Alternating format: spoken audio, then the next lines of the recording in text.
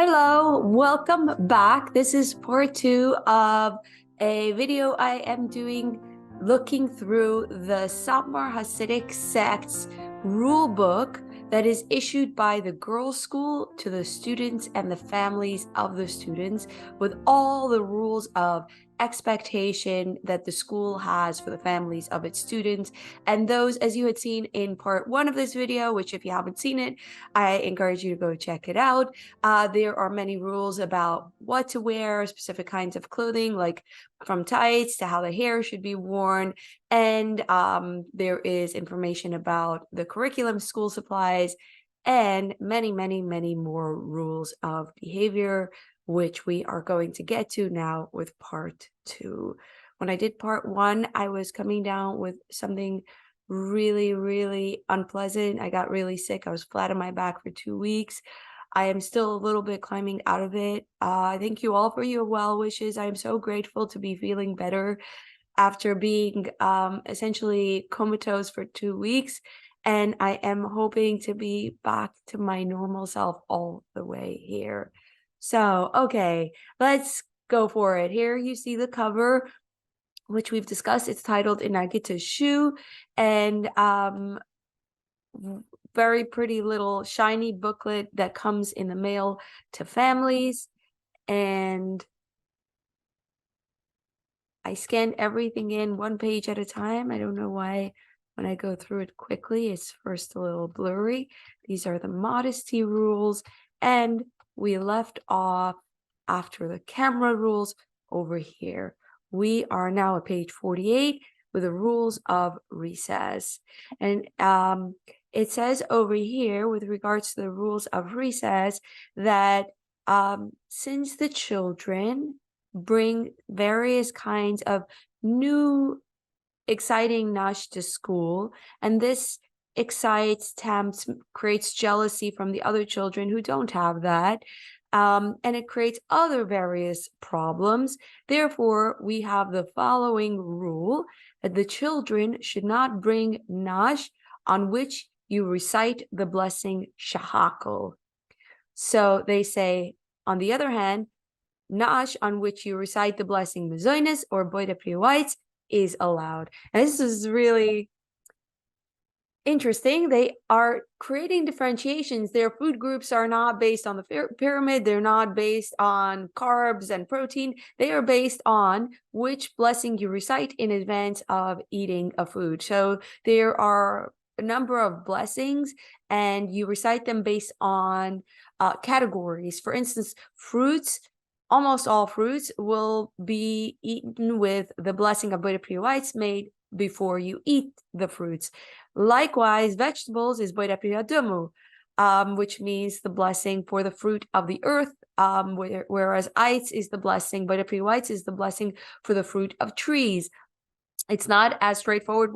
What differentiates a fruit from a vegetable is more complicated than just what you and I might consider a fruit and a vegetable. So this is part of the curriculum, learning to identify what belongs to what blessing. And interestingly, that then becomes the category through which the school defines what is allowed and what is not allowed. So you are allowed to bring mezoines, which is usually going to be pastries, cake, cookies, soft sweet rolls, and so on, but on the wafers. But on the other hand, you are not allowed to bring foods on which you recite a shahakol, which is going to be typically candy, chocolate bars, and even various chips. And they're making an exception for potato chips, which you are allowed to bring to school. This is the kind of thing that creates such an in culture, where people know to speak of food in food groups that outsiders wouldn't even fathom about. And that's the kind of thing that I'm always drawn to noticing. Furthermore, we go on to an explanation about homework. Now, homework is a big controversial issue because the girls are expected to help a lot at home, and the mothers complain when the girls come home with too much homework. I know this from knowing people in the administration of the schools.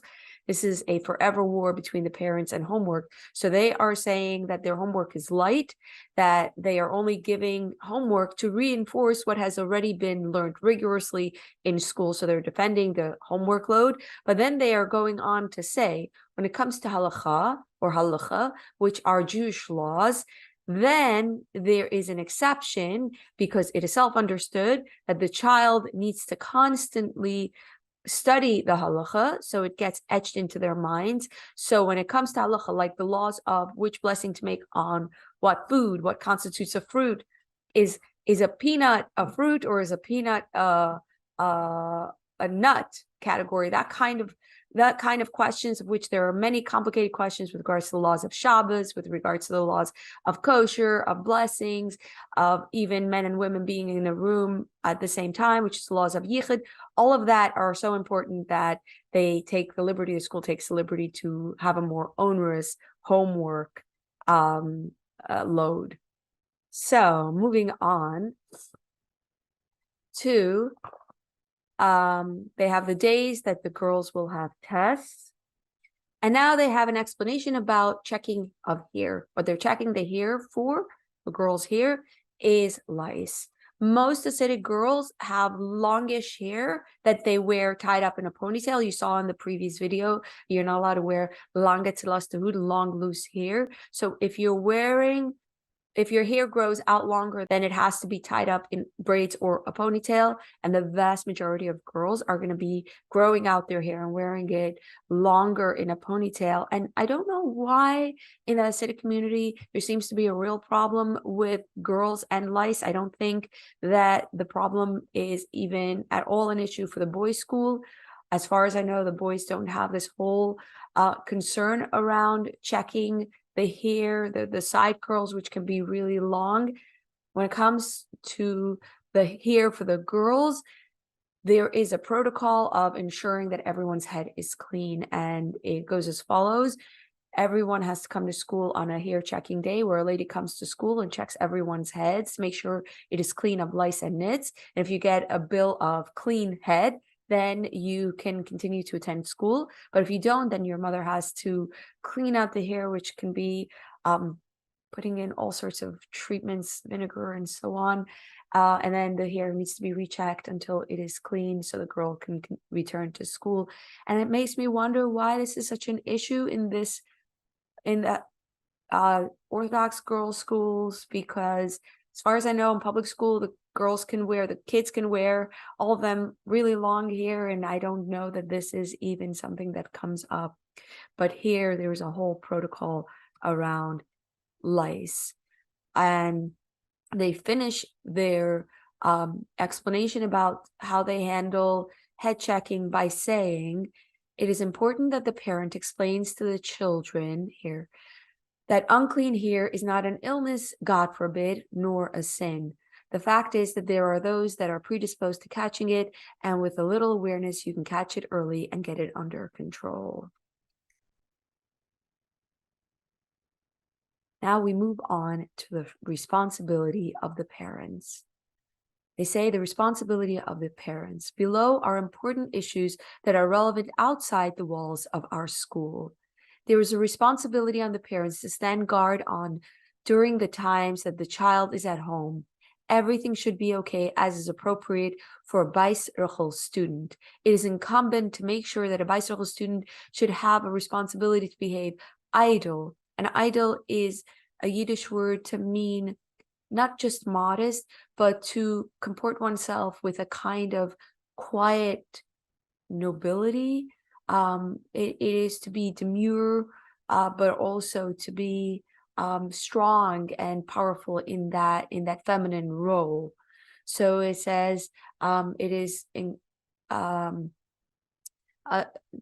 bicycle student should have a responsibility to behave idle, to be idle also in the time that she's not in school. And here it falls on the parents to be on guard.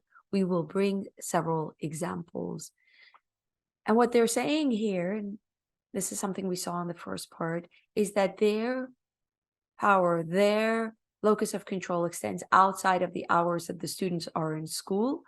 that they are not just an education institution that teaches the girls specific educational curriculum, but they are a holistic enterprise that raises up pious, insular Satmar students. And because their role extends so much farther than simply teaching the girls ABCs, arithmetic, and halacha, therefore they take the liberty to demand that the expectations they have of the students extend 24 hours all year round outside of the school walls. And they are, in doing so, much more than simply a school organization. As a matter of fact, in the Hasidic community, the school systems are probably the central locus of power through which expectations are exerted on community members.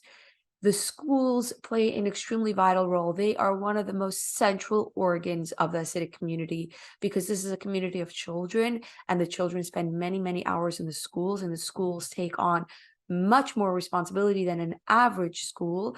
They are kind of playing the role of it takes a village in raising the children. And if the parents agree with what the school is doing, then it's a very harmonious partnership where the school carries a lot of the burden for the parents. But on the other hand, the school can have expectations that are at odds with the parents. And because the school is essentially taking care of the children for many, many, many hours of the week, because the school is often able to is often the only option for parents who are in the community. It's not like it's easy to pick schools. Therefore, the schools can become very powerful. When it comes to some rules, they will be able to wield that power, to flex that muscle.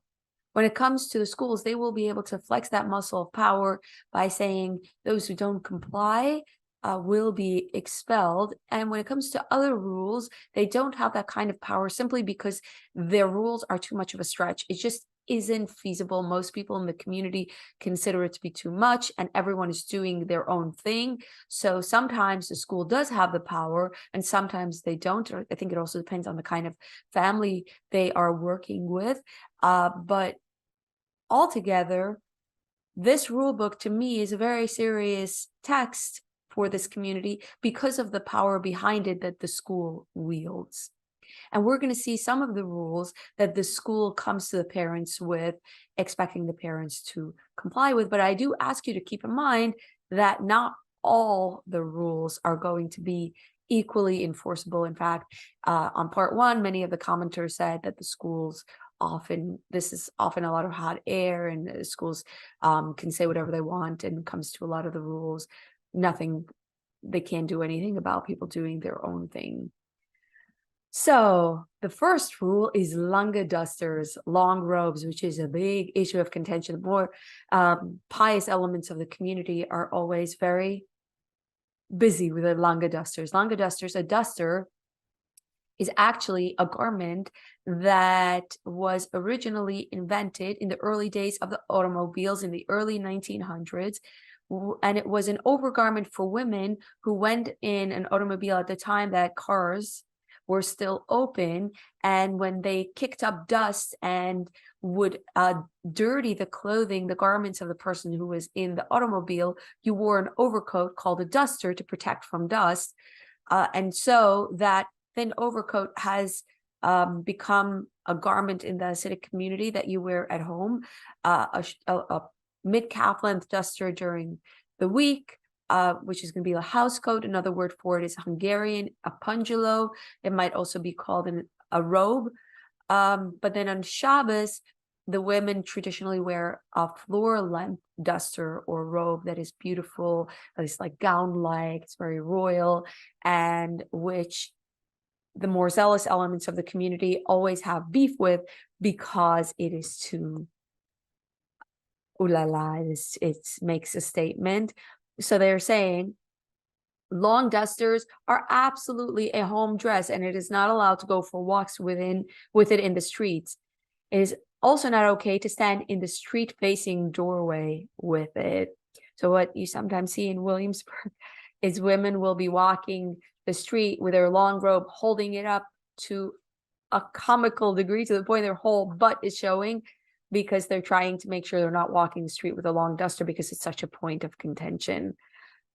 With regards to reden si fremde, talking to strangers, you also must warn your children not to open the door only when they know who's at the door. Also, the children shouldn't have a conversation on the phone when they don't know who's on the other end of the line. Now we're going on to drinking and eating on the street. Drinking and eating on the street, as the sages have written that the person who eats in the market behaves like a dog. Therefore, we are making a note for those who have gotten into the habit of going in the street, drinking, for example, coffee, that this is included in the above prohibition, especially for a Jewish daughter, as this is against modesty. If you now know that, you might notice in the streets people aren't walking and eating, and people now the latest thing is you walk and you sip a drink, a hot drink, a cold drink. That kind of thing is infiltrated into the community of lattes and mochas and so on, and they are again railing against that. Strolling in the street, according to the modesty rules, when several girls go for a stroll, they shouldn't spread out over the entire width of the street. And when they see a man, they should move to the side entirely. And obviously, in the vicinity of the synagogue, where men come and go at all hours, these groups should definitely not stroll. And this is interesting to see it written out, because having been a tour guide in the Hasidic community for years, I slowly came to understand that I have to teach people how to walk the streets, to make sure we don't take up all the sidewalk, of course, because you always want to leave room for pedestrian traffic in general. But also, we shouldn't split up into two groups to make room for pedestrians, because men won't walk in between our groups. So what they're saying here is they're spelling out for girls to kind of all move to one side to leave room for men to go rushing by, because men are trying to sort of rush through the streets without taking in the distracting sights. Sleeping over at a friend's is something we don't recommend because of several problems that can arise. They are not saying more, but it seems to be a recommendation they have. Now we go on to tapes and CDs and MP3s. Sorry. If you watch some of my more recent videos, including the documentary about Hasidic internet, you might have seen what's happening on YouTube is this whole crazy, modern, aspirational, materialistic, highly produced new scene of Hasidic music. And you might say, wow, this is all going in one direction towards more and more and more elaborate and over the top and ostentatious. Well, if you think that's what's happening, well, there's another side to the story.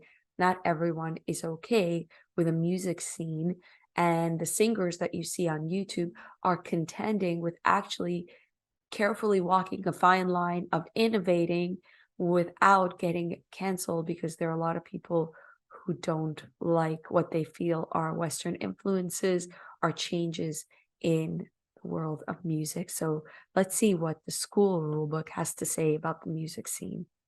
They say, until not too long ago, there were only available from our community cassettes from pious singers who sang pious Jewish songs.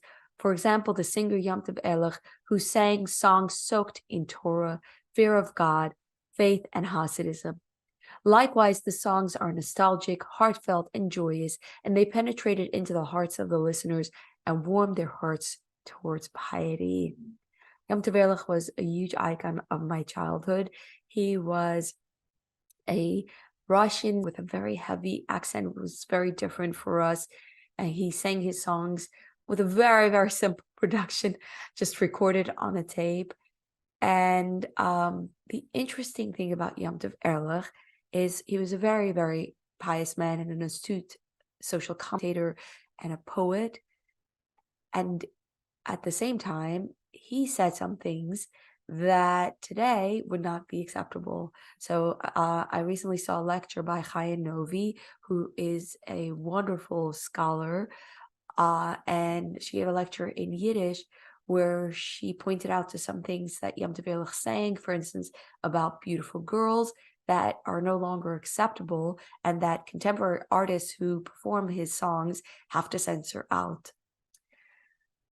So it is really interesting to notice that, because the narrative, the historiography, the self-told story about Yom Tov Erlich that the community creates is that he was the perfect embodiment of piety. He was perfect. And today, no one can live up to his standards. But in reality, it's more complicated. There's some things that were definitely very, very pure and very conservative, but there are other things that maybe have become more rigid. And so Yom Tov Erlich isn't up to par with today's standards. So it's not a linear trajectory of how things are changing. Some things become kosher and other things become unkosher with time as things change.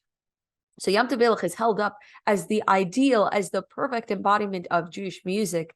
But what's going on today, Yom Tov Erlich having died in, I believe, 1990, they say how different the whole scene has become when people from a low class, people who we wouldn't even talk to, never mind, bring them into our homes.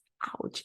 Regardless if they look Hasidic, Litvish, and modern, who now release tapes and CDs that are full of vulgarity and mockery. Even a story of a sage gets told without any respect, with immorality, that even among the Gentiles, these types of songs are only sung among the more unrefined people.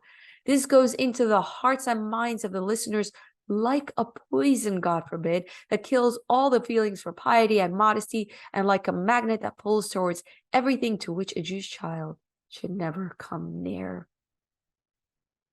The rabbis issued a warning against all the tapes and CDs, where they warn against selling them, buying them, and listening to them. This is absolutely impure, and it's a terrible thing among our people. Therefore, we are turning to the honorable parents. Don't allow these dangerous things into your home. Don't get taken over in the stores when you see a tape with a cover photo of a singer with a beard and side curls, with a prayer shawl, and so on. So long as you don't know who's singing there and what and how he's singing. Educators are saying that they can tell on the behavior of the children who has access to these CDs and tapes. Very harsh words. So if you're wondering why isn't anyone from the music scene and the Hasidic creative scene sponsoring my videos, they can get exposure, or why isn't anyone joining me for an interview?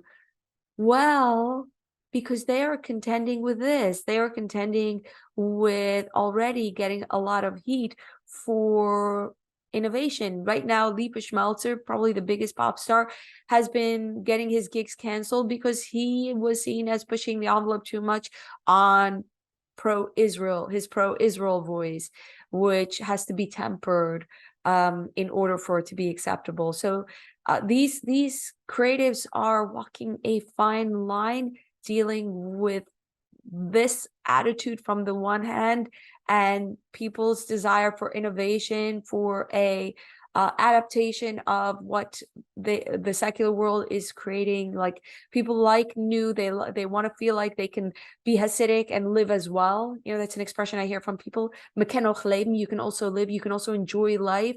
You don't have to be so extreme. So the singers are trying to cater to people's appetite for the new, for maybe a little bit of bringing in the best or the most exciting of the outside world, and at the same time of these really harsh words where they get a lot of flack. And so these singers are not going to look to be affiliated with a hot potato like me, openly ex-Hasidic, a woman. That could cause a lot of backlash. They are not looking for that. So even though I might know some of them, even though they are extremely open, warm, accepting people, from that to agreeing to be on my channel, agreeing to say anything publicly that might jeopardize their careers is a big stretch. So I'm hoping that by reading this book, it infuses my work on the music scene with a little bit of complication. I'm a fan of complication. I think that's what human nature is.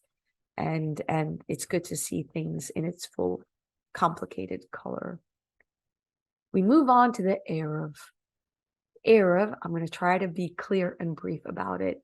The eruv is a line or a kind of symbolic enclosure that encircles a space in order to deal with a law of Shabbos, that is the law of Teruvim. The law of Trung is a prohibition on Shabbos to carry anything or to push a stroller or to push a wagon in a public space. The law on Shabbos does permit to carry and push wagons, strollers, and so on in a private space.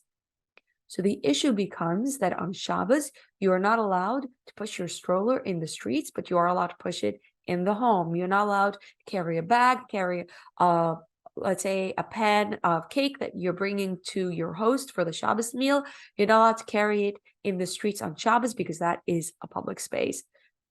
Because of the law of Trung that really limits people on Shabbos, there is a way that has been dealt with that through the rabbis, through the eruv. The eruv is the process of enclosing the public space symbolically, and thereby saying, this is not a public space anymore for purposes of halacha. It is now a private space, and therefore you can carry. So the eruv is often going to be just a string that encircles a neighborhood, that actually there is an eruv around all of Manhattan, rendering, for purposes of Orthodox Jewish halacha, Manhattan a private space that you can carry on Shabbos. Of course, when it comes to the law, when it comes to property law, it has no bearings. Brooklyn is nowadays largely enclosed in an eruv. Not all of Brooklyn, but much of Brooklyn is encircled in an eruv, so Orthodox Jews can carry. I grew up in Kiryas Joel, a Hasidic village. It was enclosed in an eruv, and I grew up being allowed to push a stroller, to take my snack outside, to bounce a ball, and so on. And I have no sense of what it's like to not be allowed to carry on Shabbos, because the Satmar Hasidic believe that their own village can be encircled in an eruv, that it is kosher, it is okay. And so we were always carrying on Shabbos. However, the Satmar Rebbe ruled that you cannot encircle a city with an eruv, that stretches the eruv laws too far, and therefore the eruv is not kosher if it encircles a whole city.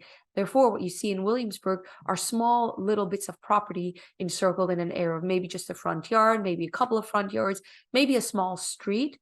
They're going to be encircled in a line. We see it everywhere we walk in our tours, and that renders that little bit of property as a private space, permitting the carrying on Shabbos in that private space. But Satmar Hasidim in Williamsburg will not carry within the vicinity of the larger eruv. When the eruv was first built, which I think goes back 15 years, maybe 10, I have to look it up. It was very, very contentious issues all over the news. And there were zealots in the community who would yell Shabbos at people who carried and honored the eruv. Nowadays, the controversy has died down. Other sects honor the eruv. The Satmar sect does not honor the eruv. And so if you are Satmar Hasid, you are not expected not to push a stroller in Williamsburg on Shabbos if it's outside of small enclosures. So the school is taking the liberty of telling their families that the families that send their daughters to the Satmar Hasidic Girls School have to honor the Satmar Shitta, the Satmar belief, the Satmar approach towards the eruv. So it says it is forbidden for students and for any of the parents who have children in our schools to carry with the eruv, which was ruled as prohibited by the rabbinic authorities of our sect. I hope that was clear.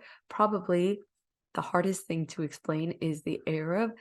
I tried my best. I hope I wasn't too wordy, but this makes it an interesting observation. If you watch Unorthodox, they use the eruv symbolically, metaphorically, trying to be artsy. When the eruv was torn, you couldn't carry. So the eruv is maybe something interesting to learn about. We move on to Florida. There's a section titled Florida. Here's what they say. Since in recent times, a new problem emerged that girls get together with friends and they go on outings and vacations, we feel it is important to educate the honorable parents in these issues and why they are problems. So here there are two categories. One, when a girl goes on a trip with a plane with her parents and takes along her friends. And two, when parents go local, upstate, and so on, and they stay overnight or for Shabbos, and they take their daughters along and the daughters' friends. I didn't see anything about Florida yet, but I think it's implied that when people go by plane, that's probably where they're going. They're going to Florida. There's a big vacationing spot in Florida, especially Miami. Understandably, the parents rely on the other parents that are chaperoning, believing that the chaperoning parents to be serious and responsible people. But according to our experience, it's very hard with today's temptations to have full control over the children the whole time. After discussing with the honorable principals and the advice of the great rabbi, it has been decided, set out the following rules. No taking a daughter to Florida, summer or anytime, etc. Number 2, there's no taking daughters anywhere. You must have permission from the school. So if you're the parent and you want to go on vacation with your daughter, let's say to Lake George, you have to have permission. I have no idea if this is at all enforced or enforceable. And then number 3 is not allowed to take a friend of your daughters. And number 4, it is self-understood that meeting somewhere where you go by plane or staying overnight is not allowed. Therefore, we are notifying the parents as follows. If parents take their daughter or her friends on a trip that is in violation of the above, then our administration reserves the right to expel all their children from our school system. All the girls that go along, the administration has the right to expel them from our school system. Very harsh. Please understand this is because all our rules are designed to hold onto our pure education and not to allow the dark winds that are blowing in the rotten streets to get into the hearts of our students. We hope that by doing whatever it is in our power to protect our precious treasures with the right guardrails, that God will protect from above, so that we should merit to see pious Jewish generations and joy from our children, children's children, and so on forever after. Amen. Let's move on to better things. Telephones. Well, who still talks on the phone forever? Nobody? Well, Hasidic girls. Telephones. Let's see what's happening with telephones. As of late, there have opened several hotlines and other telephone numbers that can be called to hear various things. Furthermore, nowadays, someone can make their own hotline and messaging services for free. Therefore, be very careful, dear parents, to keep an eye, to know when a child picks up a phone, to know exactly where the child is dialing and what he is listening to. Sometimes when you try to call a number and misdial, you can reach places that can be dangerous and fatal. We can't elaborate, but we have heard instances of children that mistakenly ended up sucked down into it, God forbid. When I was a kid, let me take the liberty of elaborating, there was a telephone number called Tell Me. Tell Me was what you dialed, 1-800-TELL-ME. Tell me. I have tried to find any relic of it online and I have not found anything. You can't call it anymore. But Tell Me was one of those. You got sucked down. You found out about it and you spent hours listening to several prompts you could put in, some of them more kosher than others. Among them, the more PG was the weather, but there was also horoscopes, and there was movies, which you listen to the show times without knowing much about movies, without watching. Maybe I'd watched 2 movies in my lifetime when I was listening to the movie show times on repeat. And there are other things. If you know what Tell Me is, please indulge me in some nostalgia and bring back some memories and let me know what you remember. I'm especially interested in finding recordings of it because maybe I'd make a video out of it. But here you can see, even though Tell Me's out of business, there are other lines. Who knows what's happening? The interesting thing is, if you make a lot of rules, if the internet is forbidden, if you're not allowed to, the girls are not allowed to have phones and all of that access to the web, but they do have home phones and sometimes kosher phones, then dialing becomes an opening. It's almost like human nature is always gonna, there were rules and then there's the search for ways around the rules. Okay. With regards to conference lines, more scandal around phones. Lately, there is a new unshikanish. Unshikanish is a fantastic Yiddish word. It's like a new fad, but a very negative word about fads. Like, what's this craziness? What's this unshikanish? There's a new unshikanish that is called conference lines. That is, it is possible to call certain numbers that can come up on the line, that you can come up on the line, that whoever wants can come up on the line, however many people want. And sadly, the results of these lines is not good. Besides for that, the girls spend whole hours and sometimes whole nights meeting each other on the lines, and often meeting the weakest elements.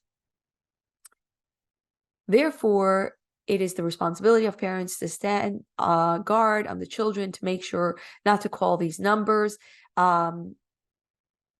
And if you have information about friends of your daughters that are calling these numbers, please let us know so that we can stop it. If you have information about friends of your daughters.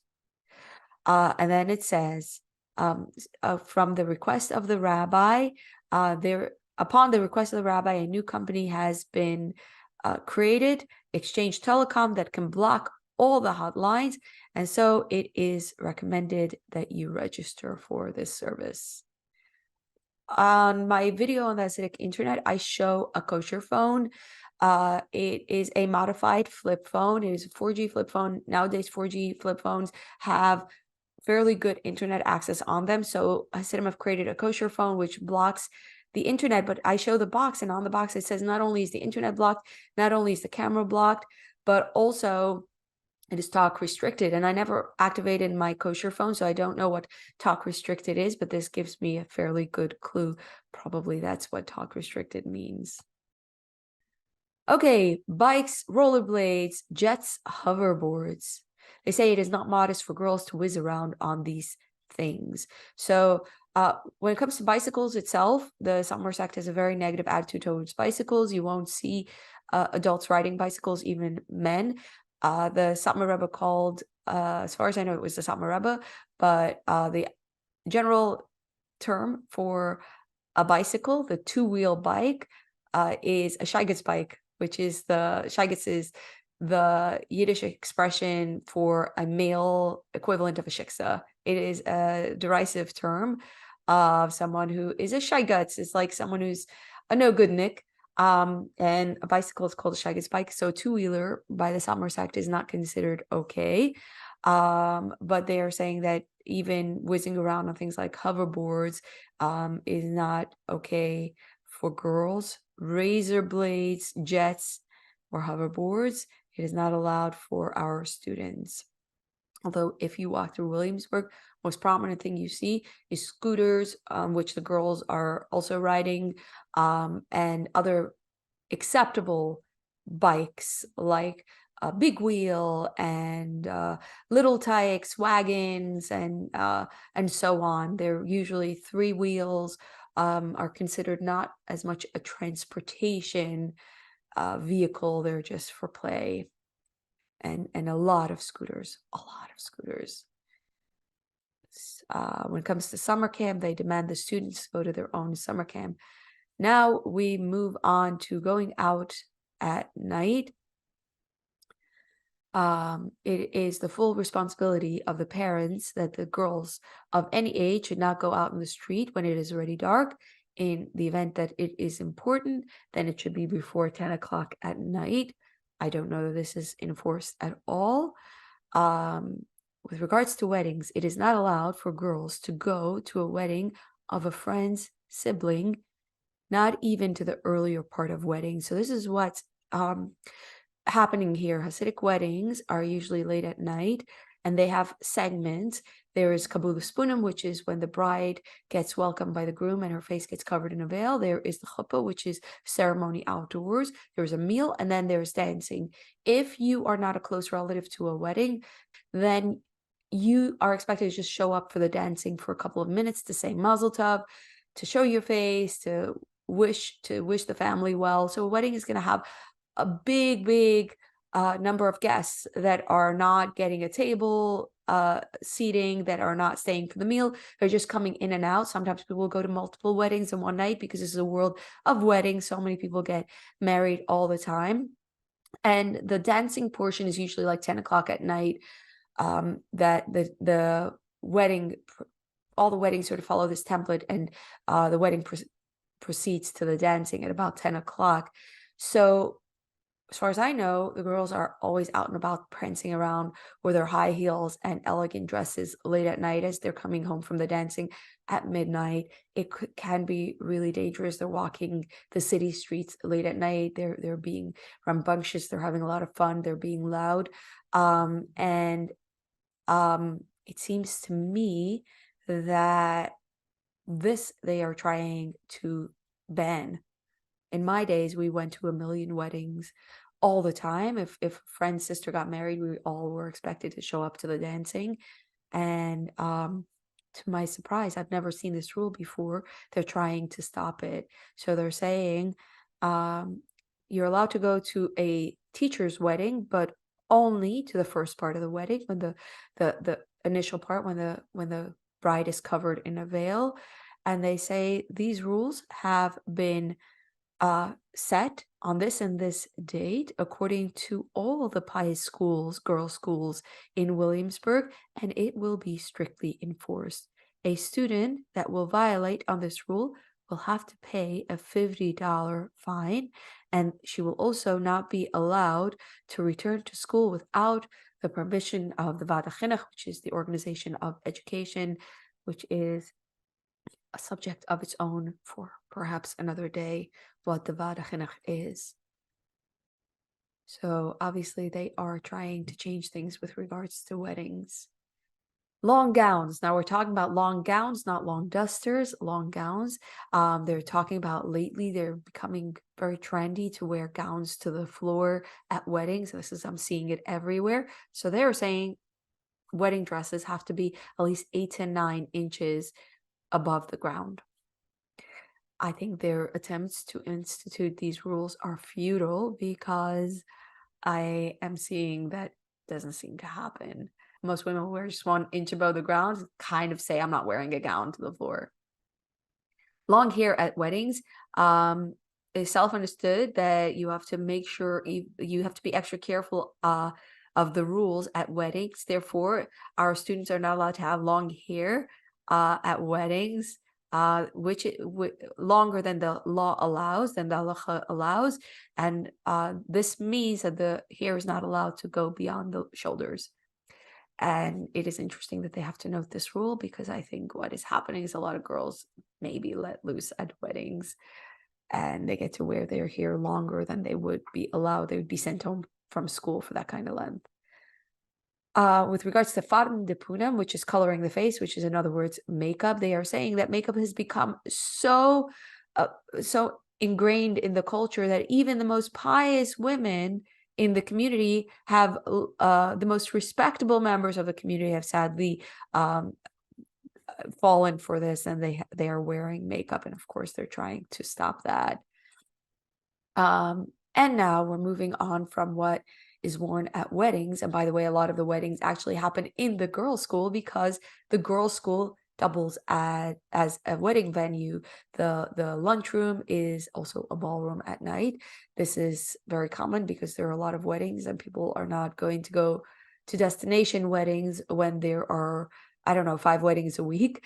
They are looking to do weddings local. So the schools become a very good candidate for hosting weddings because they're local.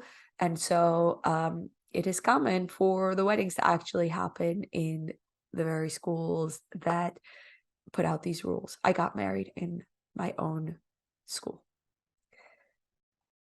Moving on from weddings, we are moving on to Yiddish and English reading material. Reading material is also very much censored, and there are a lot of controversies. Like with the music scene, there is a modern wind sort of innovation pushing from one end and the school pushing back. The school's like the face of the pious side of the community.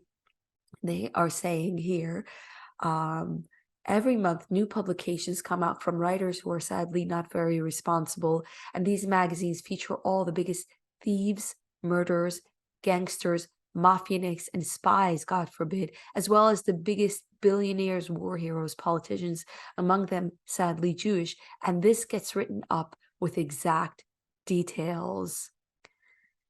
They are very critical of this infusion of magazines that are kosher versions of secular magazines. They take some things from the secular world, like cult of personality, like writing up individuals instead of just general news, and showing pictures of these individuals, and having very decadent ads that show extremely gourmet food, that show very, very expensive home decoration, dishes and furnishings, clothing for children.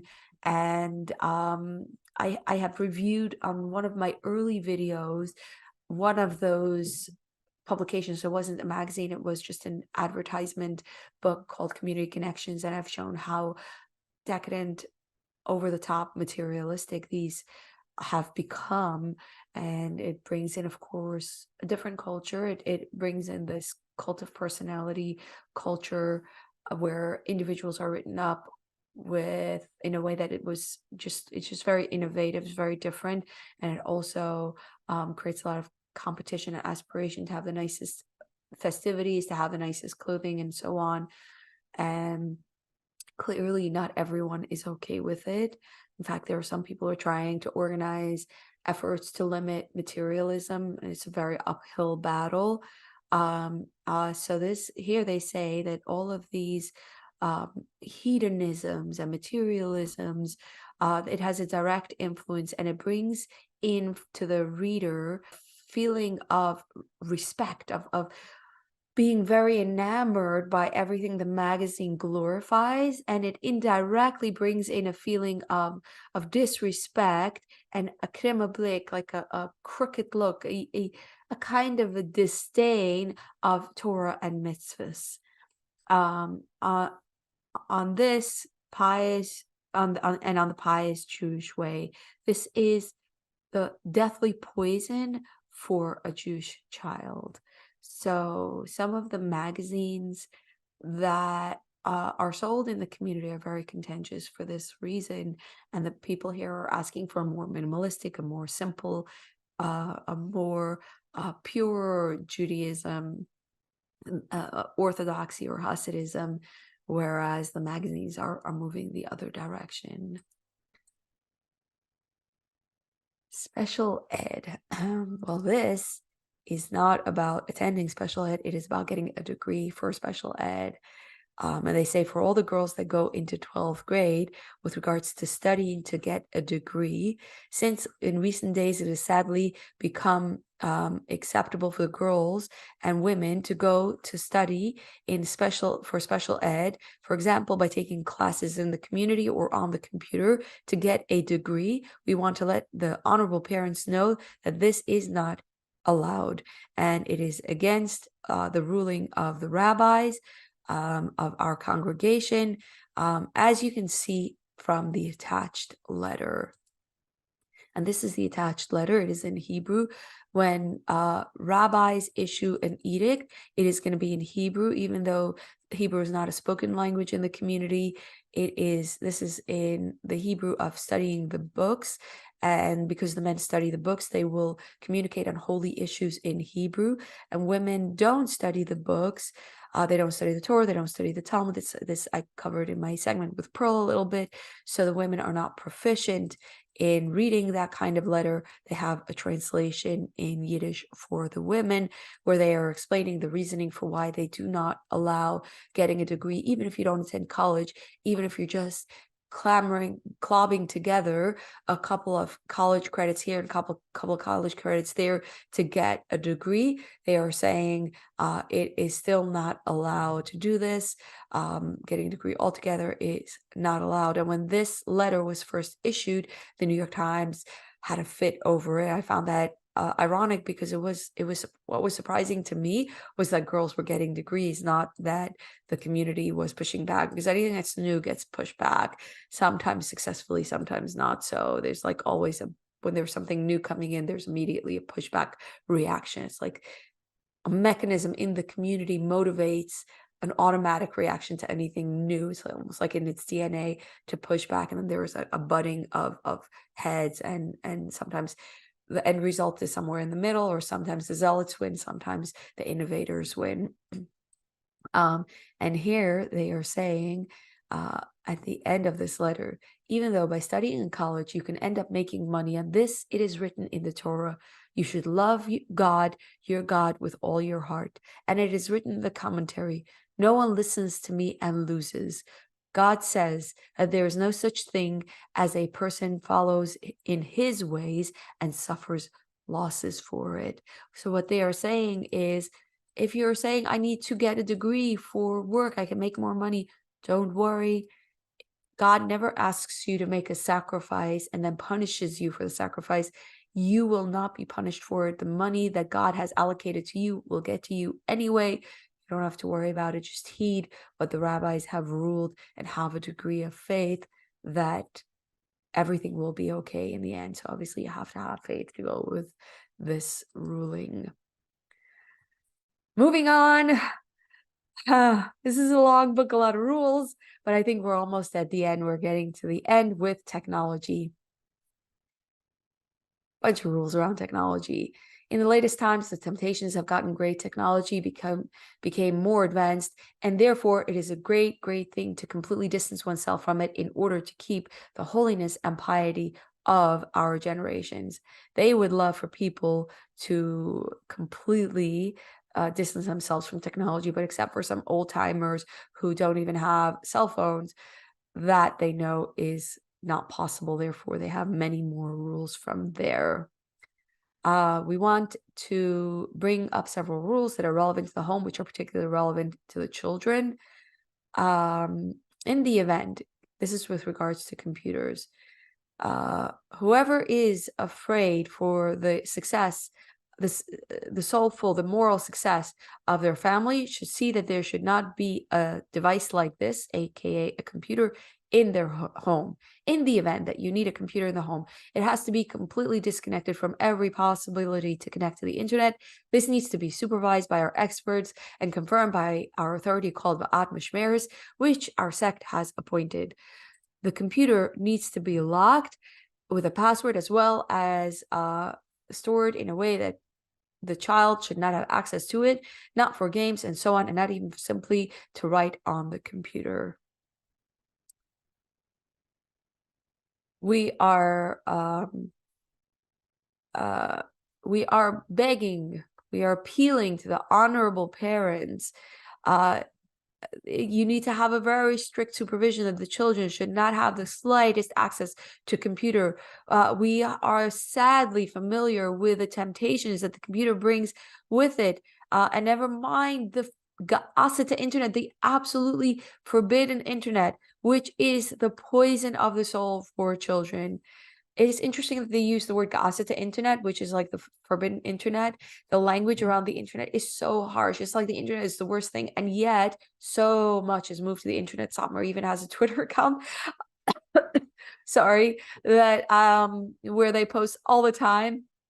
So there is a little bit of something that's happening where the narrative, the official language, is very strict against the internet. But the reality is that the internet has completely been adopted in adulthood, and yet the language continues to be very, very, very harsh. With regards to the internet, it is absolutely and entirely forbidden to have the internet in the home, even with a filter, even if it is locked up, even in a basement, and so on. In every exception, one needs to have a separate approval from our organization of guardianship. Smartphones for fathers. Now here the rules are gendered. Fathers and mothers have different rules. Why? Because this is a very gendered world and the roles are different. Mothers are the ones raising the children, and so they are seen as having, if they are contaminated, if they have access, and that is a closer line to the children having access, and so rules are more strict on them. Furthermore, men, their role in adulthood, besides of course studying the Torah, which they'll do whenever possible, their role is to support the families, to go out and work, and it is now considered almost impossible to work without the internet. And so because the men work, they are expected to have internet and more access for work. So the rules are therefore differentiated by gender. So they say smartphones for fathers. If one doesn't really need a smartphone for their livelihood, then it is forbidden entirely. If one needs one for work, then it has to have a filter from a shimmer. It is the policy of our sect that smartphones should never be brought into the home, and only that the father should have a separate basic cell phone to be used for talking on the phone at home. So you might have heard, sometimes you'll hear about that Hasidic Jews have two phones, they have a hidden smartphone. What's interesting here is they're not even hiding it. They're saying, fine, you need a smartphone, have a smartphone, but hide it from your children. And I recently saw a poster in Williamsburg that said his children don't even know he has a smartphone. And what was fascinating to me about it was implicitly saying, okay, fine, have a smartphone. It was like the first time I saw a poster saying, fine, you need to have a smartphone, have it, but please hide it from the children.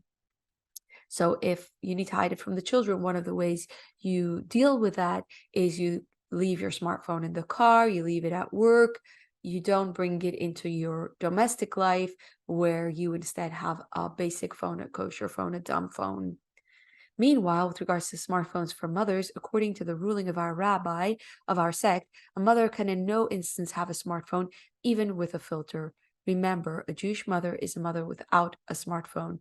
As well, the basic cell phones have to be professionally disconnected from any access to the internet, meaning they have to be made kosher.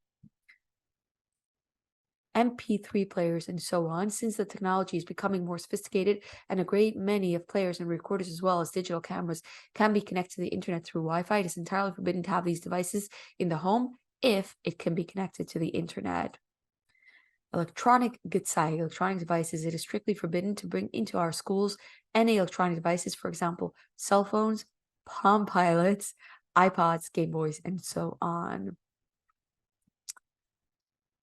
iPods is over here, and then we go on to all sorts of electronic devices like iPods on which one can see video or put in an SD card are forbidden to have at home and are prohibited due to video. All of these rules combined end up creating a niche where businesses say, well, okay, what is allowed?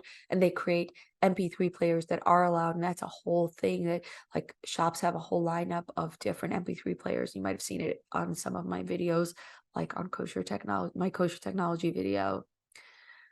Cell phones. It is strictly forbidden for a student in our school to have a cell phone, even without text or internet. Careful parents are mindful not to hand their phones to their children, even if the phone is 100% kosher, if the child isn't within the vicinity of the parent's watchful eye. 4G cell phones, since there are cell phones on which you can block the internet, it's very important to have a phone that has been modified by Mishimmer. Explanation about cell phones. Nowadays, every reasonable person understands the problems with cell phones, with internet, which is forbidden to have in the home, even for adults, ever more so to give it to children, God forbid. The problem is not much better if it has emails, when you can never know who it is that is sending the emails and what the attachments are.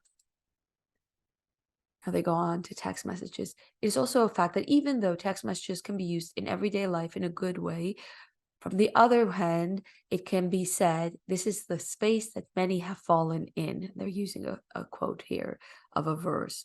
So many Jewish daughters and young boys have already been harmed simply with text messages because text makes it possible to write things that you never dare to speak. This is already besides the many message groups like Twitter, which they see as a message group, which are full of mockery of everything that's holy to us, which can penetrate deeply into the person, so that with time you feel a cooling and you don't know where it comes from.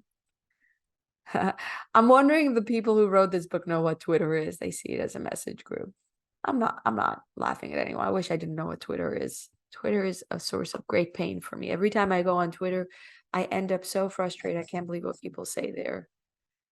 Okay.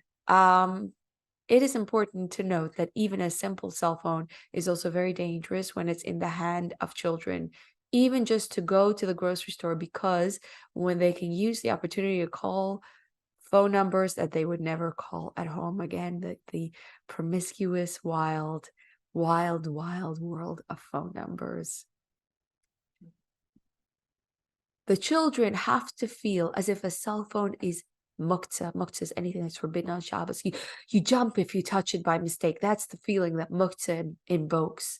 It is strictly forbidden to them. Every normal father and mother knows nowadays that children are much more sophisticated with these devices, so there's no guarantee to any child. Warning: giving a cell phone to a child of any age without exact control is a terrible danger and is deathly poison itself.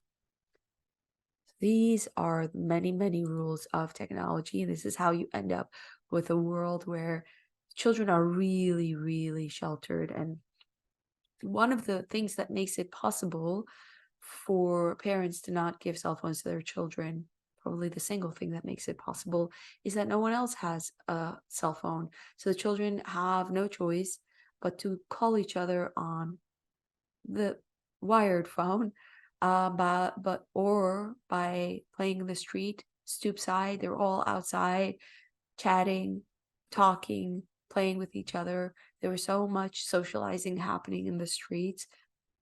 And I saw an interesting article by Ellie Spitzer, who is often a commentator at Mosaic magazine about the Hasidic education issue, and I've had an interview with him on my channel.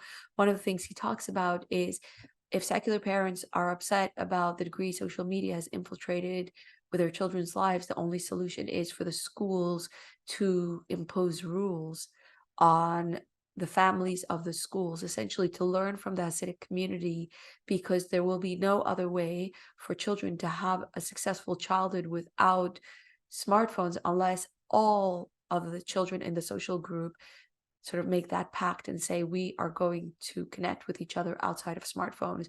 Because if a child doesn't have a smartphone in the secular world and everyone else does, then they end up really left out, of course. So, and I know this from personal experience, I've seen it so much. So while a lot of these rules here feel really harsh, I think there's a side to this that can be said, that the reason Hasidic children's childhoods are so innocent is because these schools create such harsh rules and demand of all parents to say, we all are going to agree not to have our children on social media. We all are going to agree to connect in other ways. And so the children are not isolated, and they walk together in the streets, and they go to the ice cream store, even though it's not allowed, together, and they go buying birthday presents and birthday balloons, and they're very lively, playing in the streets, younger kids, older kids. And I think the way this has been possible in the 21st century, where anyone who chooses to forego technology is left so isolated, is because of these very onerous school rules. And so we come to Zum Schluss, finally. They're saying every rule and instruction was made with a lot of thought and with years and years of experience in education. Therefore, we are asking that you accept these rules with tolerance and enthusiasm and pass it on to your children. This way, we will, God willing, be able to see lots of joy and pride from the precious students. And finally, we have the school calendar. If you look at the school calendar, you'll see there are no off days whatsoever for Thanksgiving, for Christmas, for traditional American holidays. School has its own calendar, and the off days are all in line with the Jewish calendar. We saw in part 1, they are dividing the seasons of summer and winter based on the Jewish holiday. So everything in the Jewish calendar revolves around the Jewish holiday. There is Hanukkah vacation. There is a long Passover vacation for the girls to be able to take off and help at home to clean for Passover, which is a month-long vacation and a lot of cleaning. And then finally, the last day of school over here is in June. So the girls have a similar calendar to public schools calendar. The boys do not. The boys have a very different calendar. And finally, the girls have a similar calendar in the sense, sorry, to be clear, the girls have a similar calendar, the public school calendar, in the sense that they start school in September and end in June, whereas the boys in the Satmar sect start after the high holidays, and their year goes all the way looping back to the high holidays. Finally, here they have some official rabbinic rulings that were issued over the years on which the rules in the book are based. So these are often going to be in Hebrew. I believe this is in Hebrew. No, it's in Yiddish. And there are all sorts of different rules, times of registering your children. Largely the rules over here about computers, these have been covered in the book itself. These are just the official rulings from rabbis with the signatories of these rulings. Again, rulings about computers and the end. So that is the book of rules for the Satmar Hasidic community. I'll be completely honest, looking through this rule book made me, it was hard for me. It makes me feel like all the air goes out of the room. And I know that not everyone experiences it in this way. For some people, these are the rules. Some people, I talk about the rules and I say, aren't these rules extreme? And they'll say, yeah, but they have to be made. And other people will say, yeah, but you get around them. And other people, I think, like me, feel suffocated by them. I would say, if you ask me why I left the Hasidic community, it's probably because the side of this world, which I naturally bristle against, makes me feel like it's hard to breathe. I have a really hard time with these kinds of rules, and probably also because my natural disposition is not to agree with the worldview on which these rules are based. I have a more open yourself up to whatever it is worldview than what is espoused here. And so for me personally, I'm just putting my own commentary of how I read this. I find it to be really, really strict and a side of the community that definitely I couldn't live with. On the other hand, I do want you to walk away understanding this is only a side of this world. Go on YouTube and watch the music videos, watch the ads, see what's happening in the creative scenes, and it'll help you see that there is more to it. Every time there is a strict rule coming out, people from the community run to the media, uh, telling the media about the rules. So there are people who are obviously critical, pushing back. And my hope in my work, what drives me in my own work, is to tell a complicating narrative. Okay, phone was ringing. So my hope in my work is to tell a narrative that complicates, that humanizes, that shows you diversity of different views so that there's an understanding that the world is not homogenous. That's something that I feel very strongly about, depicting a story that is not homogenous, because I think when you can see color, when you can see complexity, when you can see different views, different opinions, the butting of heads, then you see human nature, then you can see the humanity, then you can feel like it's not this foreign, strange world, but it's a human world with different perspectives, opinions, values, beliefs, passions, and so on. And I hope that in this book, and by contextualizing some of it, I illustrated that. So thank you so much for bearing with me on this really long recording. Thank you for watching. I very much look out to your comments, your critique, your views, your perspectives, your own knowledge, your own experience. I really enjoy reading that. It's the highlight of my channel. So please leave your comment and I'll see you around in the comments. All right, bye-bye now.